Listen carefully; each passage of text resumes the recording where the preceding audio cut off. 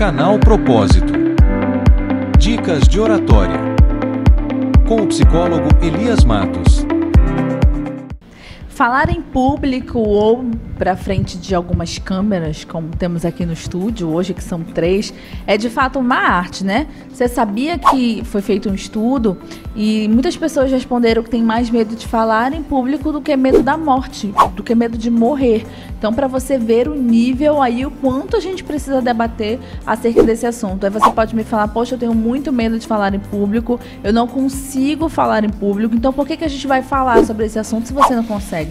É muito fácil, porque existem técnicas que te possibilitam, te ajudam a você ter uma desenvoltura melhor frente a um público, que pode ser um público aí de 5 pessoas, como pode ser um público de 50 pessoas, ou pode ser uma reunião, você e seu chefe apenas. Então, para isso, nós convidamos o Elias Matos, ele que é jornalista publicitário. No sábado, agora dia 30, vai estar realizando uma palestra numa comunidade aqui em Manaus, que é a Antônio Aleixo, que vai ser uma palestra gratuita, e a gente vai falar com ele sobre esse assunto. Boa tarde, Elias, seja bem-vindo, viu? Boa tarde, obrigado, Paula, pela sua simpatia. Aliás, já aproveito para dizer que você está muito bem de oratória. Ai, muito obrigada. Para quem lida com 3 câmeras, você está muito bem. Agora, Elias, vai lá, comunicação e oratória. É possível aprender? Tem técnicas de fato que te possibilitam, te ajudam? Perfeitamente. Um dos primeiros pontos que normalmente nós orientamos nas nossas palestras, você consiga administrar a sua ansiedade. Né? Ansiedade é algo que lhe toma e muitas vezes ela exacerbada, a psicologia diz, ela pode tirar o brilho da sua fala, da sua palestra, o brilho do seu semblante, né? Porque nós falamos com o corpo inteiro, nós não falamos só com a nossa voz. Né? Eu trabalho muito com a voz, também sou jornalista há algum tempo. Te ouço na rádio. Obrigado. E eu diria para você que é importante as pessoas perceberem você pela sua voz. Né? Se você não estiver bem, até no telefonema alguém diz, olha, Paulinha, você não está bem. Como? Estou pela sua voz. Então é importante trabalhar a ansiedade, vai falar em público, sabe o que vai falar? Tem conteúdo, pesquisou, estudou, é uma das primeiras regras. Nunca jamais aceitar falar em público sem que antes tenha tido um tempo para se preparar. Até porque, né, o Elias, ele começa a falar, já dá vontade de ficar ouvindo ele falando aqui. Pode falar, ele vai falando que dá vontade. Agora sim, você ter uma boa oratória é ótimo, excelente. Você saber se comunicar melhor ainda. Agora, como ganhar o público para você, Elias? Perfeitamente. Tem que ter um outro segredinho, né? Sim, sim, tem vários, né? E um deles, por exemplo, é você trabalhar essa questão do bom humor. No início de uma fala, quebrar o gelo. Eu não preciso necessariamente ter que ser humorista, né? Porque nós podemos aprender técnicas e contar cases de sucesso, né? Cases na hora para quebrar aquele gelo, fazer com que o ambiente fique mais ameno. Ou seja, você quebra aquela temperatura do ambiente tenso, porque as pessoas estão esperando muito de você. Elas vieram comprar o ingresso ou vieram para uma palestra para aprender que oratória, como aprender isso, como saber se expressar melhor, como vencer o medo.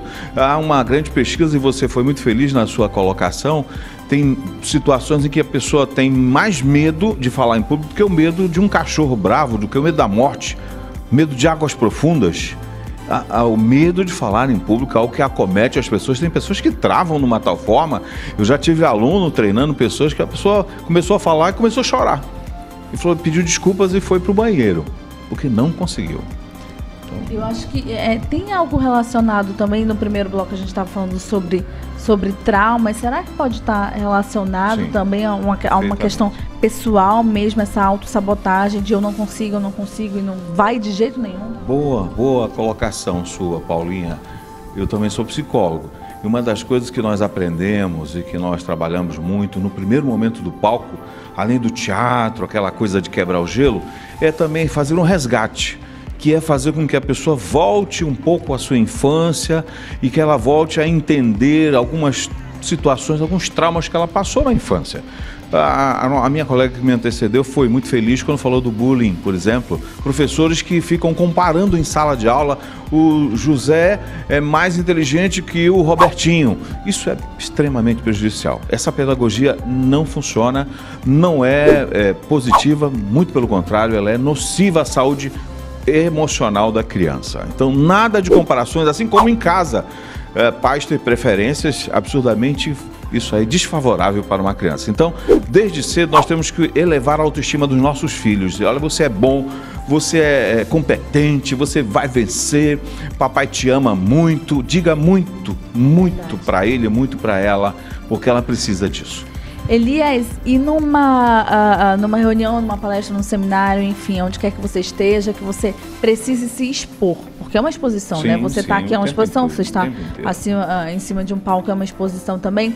Vale a pena dar vazão para exemplos na hora da oratória, na hora do seminário? Então, exemplificar o que você está falando é algo que atinge algum neurônio, algum pontinho ali na mente de quem está escutando? Perfeitamente, perfeitamente, porque é importante citar os exemplos, porque a pessoa às vezes se encontra naquele exemplo, né? Eu já passei por isso, então um exemplo bem contado, sem fazer nenhuma inferência de comparativos, no sentido de fazer, por exemplo, fazer uma referência sem depreciar a imagem da pessoa, né?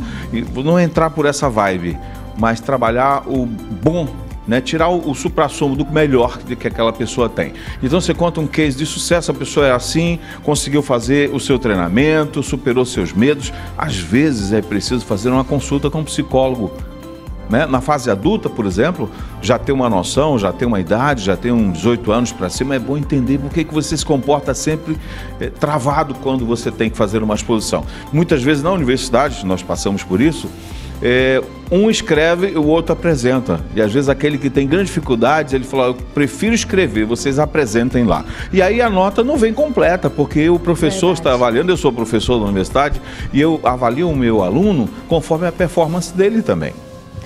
Eu adorava seminário, porque eu sempre tirava notas boas e confesso, um exemplo, a gente está falando de exemplo, um exemplo meu que eu posso dar, né? Sim. Então, assim, às vezes nem sabia o conteúdo, minha gente, mas fazia ali um negócio e fazia um teatro mesmo. Contagiava as pessoas. Contagiava que o professor me dava a nota mais alta do que de fato tinha se dedicado àquele trabalho. Então, era exatamente essa a próxima questão que eu ia entrar. Você é uma das 5 pessoas com quem você convive, pode, né, ali não persuadir, mas você pode, de certa forma, ser uma inspiração, um exemplo e tudo. E existem casos de pessoas que pedem oportunidade, a gente trabalha com comunicação, né, Elias? Então, às vezes a gente convida alguém, poxa, vamos lá falar do teu trabalho, a pessoa não vem de jeito nenhum, então isso prejudica também a pessoa. É um entrave. Eu tive alunos, por exemplo, com cargos de diretoria. Hoje ainda ministro treinamento para grandes indústrias, grandes empresas, grandes bancos.